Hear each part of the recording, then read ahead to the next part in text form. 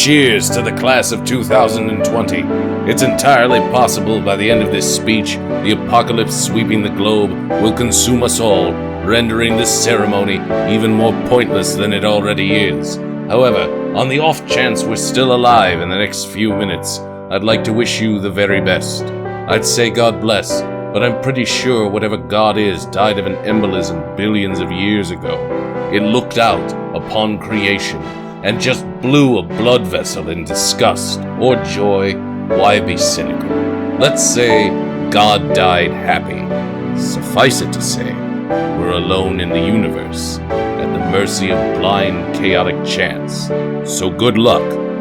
You're gonna need it. After all, this year started out with an entire continent on fire, then moved on to a globe-encompassing plague, murder hornets, tiger kings, shootings, riots, more shootings, earthquakes, city-sized swarms of locusts eating Africa alive.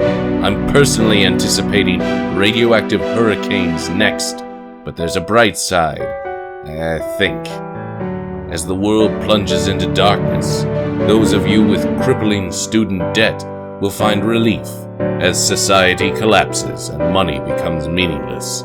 You'll also find out sooner than previous generations how useless your degrees are.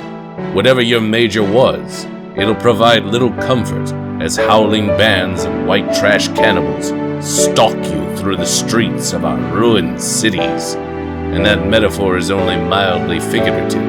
If you've ever worked in food service, you know what I'm talking about. Now, I don't want anyone to think this address doesn't apply to those leaving high school.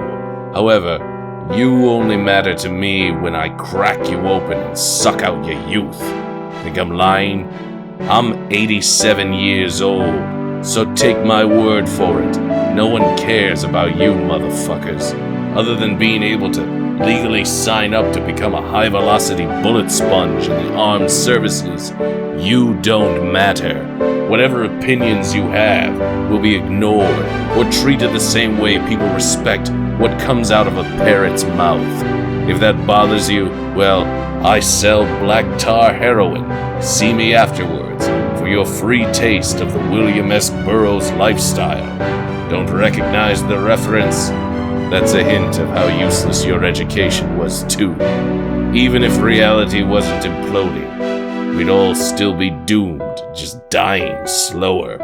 Which brings me to my next point. Life is short and can end at any moment. The only way you can really comprehend what I'm saying is if you blindfolded yourself and walked into traffic. Even if you make it safely to the other side, my friend Derek will be waiting there to beat you to death with a brick. Because that's how life goes.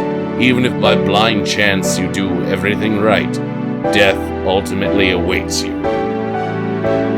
Life is full of such unpleasant truths. For instance, at some point, while you were away at college, one of your parents went into your bedroom. They sat down on your bed, and the empty nest hit them hard. Overcome by a wave of emotions, they started crying. Their spouse came in to comfort them. A short while after, they passionately fucked all over your bed. Hard, juicy sex they haven't had in years. A real splatter fuck. Hell, one of them splashed the ceiling when they geysered. But the aftermath is most important, because it was them being happy you weren't around. It's time for you to go out into the world. You're all hopeful, radiant, confident you can change things for the better. Hang on to that delusion as long as possible. Your businesses will succeed. Your books will sell. People will care about your opinions. Your career will reach epic heights.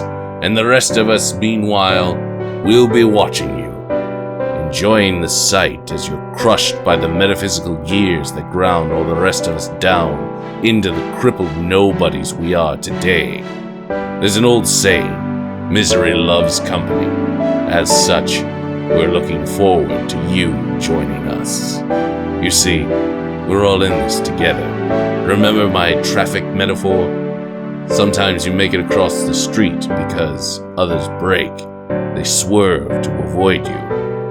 Reality is a horror show where the villains think themselves heroes, but it can be fun depending on the company you keep.